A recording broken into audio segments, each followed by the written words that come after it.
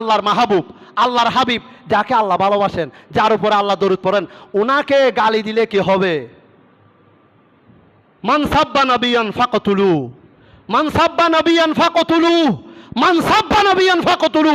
আল্লাহর হাবিবকে গালমন্দ করলে, গালি দিলে তার কতল ছাড়া আর কোনো ফাইসালা নাই, তাকে কতল করতেই হবে। তার মানে সে শুধু কাফের হয় নাই, তাকে কতল করে দেয়া ফরজ। সেই জন্য সাবধান।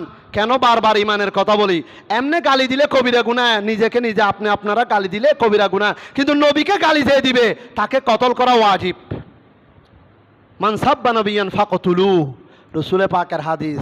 প্রিয় হাদিস, সাবধান। সেই জন্য আকীদা বোঝা বড় কঠিন। এমনি আমলের কথা সহজ, আমলের কথা অনেক সুন্দর বলে দিলাম, আপনি আমল করলেন, কিন্তু ইমান আকীদা বড়ই কঠিন বিষয়। ইমান আকীদাকে মজবুত করে ইবাদত নিয়ে কবরে যেতে পারলে সফল।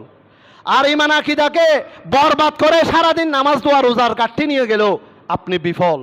সাবধান, হুঁশিয়ার।